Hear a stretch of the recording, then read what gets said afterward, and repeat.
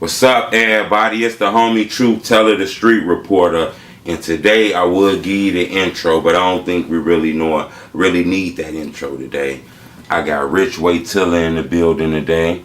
Our first interview we did, over 100,000 views already. We spoke on a lot of things. I think this was one of the strongest interviews I done so far because we done learned from this situation. I believe, in my opinion, a lot of people have. Now, some people who probably ain't, but you know, I want to start off by saying, how you doing, Rich? I'm decent, Joe, man. I appreciate you having me back for another one, man. No bullshit. Give me a chance to speak, you know, get my story and my point across. Most definitely. I want to know something, Rich, since our last interview. I just seen you on a few more other platforms, too. We know about the Steve Harvey. Any DMs, anybody jumped in your messages, kind of unhappy with anything you might have said? Honestly, the hate actually been dying down. Like, you know what I'm saying? It's been becoming more of a understand thing now. Like, a lot of people really understanding me more. They really understanding what I come from, what, like, you know, how I was brought up, the type of people I was brought up around. So a lot of people really understanding, like, they saying like, okay, his daddy was a gangbanger. And they understand how I got caught up into the type of stuff that I got caught up in. You know what I'm saying? So it's more. I'm getting a little more love though and understanding. So right, you felt a lot of that hatred though early. Oh yeah. Yeah. We spoke on that a lot. I ain't gonna lie though. You know what? I kind of feel like, you know, your daughter was so young that, you know, the people just, you know, they couldn't bear that kind of news. But I do think people were extra strong on you a little bit, Rich. Not saying you ain't deserve it now, because you did have a different energy at that time. I definitely did. I could agree with that. Know? I definitely did. But I spoke with a lot of people, older people, that told me shit like that can happen, you know? It's how you deal with it after it happens. And I think you owned up to it, you know?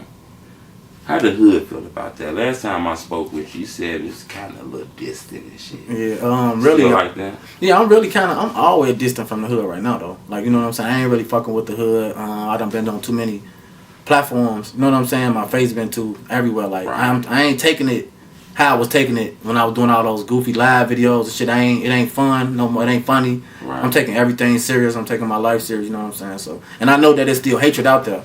And I know that these young guys would like to make a name out of me, like, you know what I'm saying? So, yeah, I distance myself away from the hood and everything that I used to be involved in. Like, not that I don't love a motherfucker or fuck with them, it's just, you know, what I'm trying to do, I really can't, you know, involve and associate myself with certain things that matter, like, you know what I'm saying? So, I just been distancing myself. So, you are aware that Tilla got a face card? Oh, yeah. Okay. Yeah. I done had a face card, no lie, for like 10 years. Like, so, you know what I'm saying? No bullshit. Like, but it's just different now because, you know, the attention, like, everybody kind of, like, know what the fuck going on. So, Rich, I want to ask you something, and I think this is good for the young people to see this. How do a young man go from shooting basketball, throwing a football, playing it, you know, to fucking around with the switches, dissing the ops? Like, what in the middle? What happened in the middle? In my situation, I believe I was forced to put on some big shoes. Like, you know what I'm saying, early. Like, the guys before me that I grew up running behind, who was sending me out, we ain't have relationships with those guys. They looked at us like pawns in the chess game. You know what I'm saying? Like, but when I started busting my own moves and doing my own thing, working for myself and giving my brothers, you know what I'm saying, Beanos and people of that nature opportunities, I grew a bond with my brothers.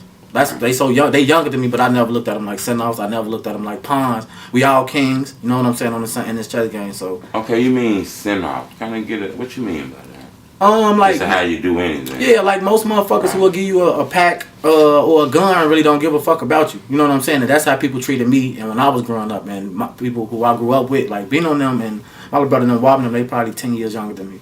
Right. You know what I'm saying? But when it was time for me to actually elevate and do my thing, and it's my turn in the streets to do my own thing, I didn't look at them like no send-off. Like, if they went to jail, we scrapping up bond money. If they, you know what I'm saying, lawyer fees, you know what I'm saying, those type of situations with things people didn't do for me. That's how I got caught up in it so long like this.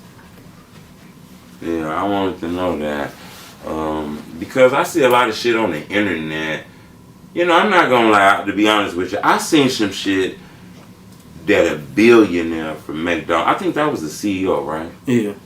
Said she wasn't really raising. You know, they said some real tough shit about you. Yeah. You know, he did. White guy. Mm-hmm. Kind of insinuating you ain't raised your daughter right or something, right? How it make you feel? Honestly, it didn't really make me feel no way due to the fact that I just witnessed and went through the same type of teardown with the black community. Like, so when I heard it from a white person, you know, I already know that that's how they look at us anyway. But it stirred up more drama with me and my baby mama. Like, me and my baby mama was on like a mutual, we weren't talking, you know what I'm saying, but we wasn't arguing either. Right. It's like once he put that out there, she felt like as if flamed it back up. You know what I'm saying? Like, nah, I ain't feel nobody. Woo, she wasn't supposed to be with her daddy, like, whole time, you know what I'm saying? So I really just want to address that, and a motherfucker do need an apology from the McDonald CEO because he sat down with the Toledo family and gave them an apology, and he went national and said that he was going to sit down with our family, but he never did. So it really didn't affect me. Toledo, right? Yeah. Mm-hmm. So it really didn't affect me. I just don't like that. It caused the spiral events with me and my baby mama. It led to us arguing again, her doing a WGCI interview and things of that nature. So, you know what I'm saying? And that was all from them text messages that him and Lori Lightfoot leave. How's your mom's though? You know, not to get too deep in your business though, but I think that is something, you know, I want to ask you for the viewers because I want to be transparent with the viewers. They give me likes, they give me comments and subscribers, so I got to reward them with asking these type of questions, you know. That kind of really fucked up the relationship, man. Yeah. It did. It definitely did. And like our relationship, like we have a love-hate relationship, not even necessarily a hate relationship. You know how baby mama baby did shit. I love my baby mama to death. Let's make that shit clear. I love her to death. Still to this day, nothing but love for her. I don't hate her. I do want to take the time to apologize to her. No bullshit. For even just stepping out of character and I'm knowing she was a grieving mother even in her WGCI interview. And just me being not in my right state of mind when I did WGCI. I know how it is, like, you know what I'm saying? So I just want to apologize for her for stepping out of my character as a man. I should have just stayed, you know, humble, let her go through her phases or whatever. But I apologize to my baby mom. Love her to death. Yeah, it's hard grieving and being on the internet at the same time. Yeah. No bullshit. I had to learn the hard way. Like, certain shit I had to turn down, and I had to learn that, you know, it's stories. You know what I'm saying? There's certain people's jobs. Like, you know what I'm saying? You can't walk into everybody. Everybody don't care. You know what I'm saying? Some people just want a story, but it's up to you to get up here, you know? You know, I heard Lil Reese, Hassan Campbell, Willie D. I think I even heard Meek Mill say some shit about this. Yeah. How you feel about all that? All these people that's directly saying shit about you? Honestly, okay, with the Willie D situation and the Hassan Campbell situation. Them big platforms. They are, and I really don't fuck with neither. I don't fuck with neither one of them because I feel like they culture vulture, and I feel like they really. Y'all don't really know what's going on in Chicago to even speak on something like, you know what I'm saying, with half of the details. But the Meek Mill situation, Meek Mills is different because Meek Mills is a guy who I actually follow. I follow on Instagram. I don't follow niggas. Like, you know what I'm saying? I follow Meek Mills. His music, I've been fucking with him since Dream Tracer 1, you know what I'm saying? So his music was very, like, you talking about how hip-hop inspires the culture, his music was like that for me. Like, you know what I'm saying? He was somebody I looked up to, but now, once he said things of that nature about run down on me, like, you know, I unfollow him on Instagram. I seen that, I really can't fuck with him no more because I see what type of guy you is, and for you to be on the level you are, how you gonna tell some other, you telling niggas to kill a nigga who just lost his daughter, like, you know what I'm saying? Like, granted, I went about it probably wrong in the beginning. That's what I wanted to ask you, know? Okay? Do you kind of understand a little bit why they might have felt like that? I can understand why people probably the looked at internet me. came strong when it happened. Now, you know, I don't want to sit here in front of you too. Okay.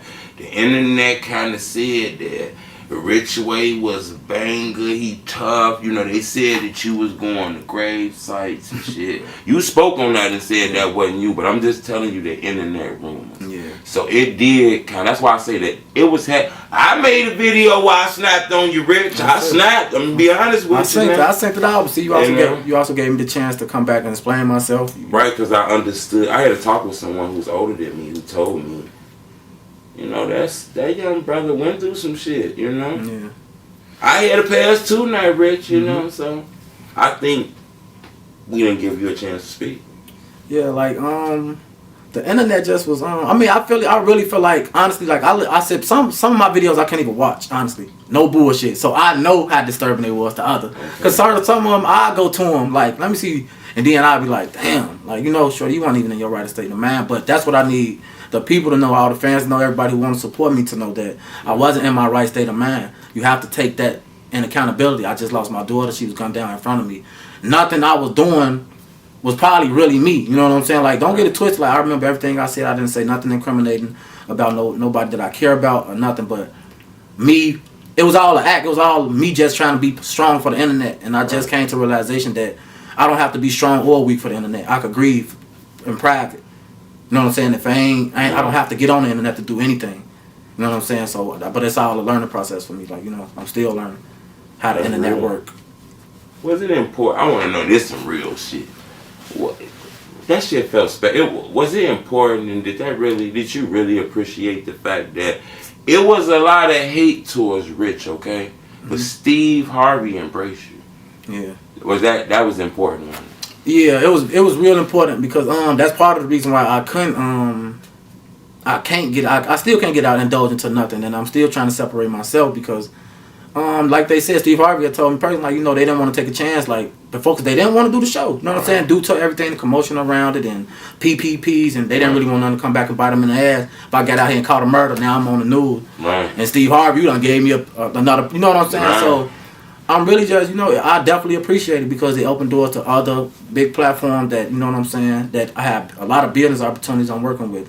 Right. Organizations in my community from East Chicago to women domestic violence groups. Like, I'm involved in a lot of stuff off Steve Harvey. You know what I'm saying? Like, a lot of mentoring stuff. Like,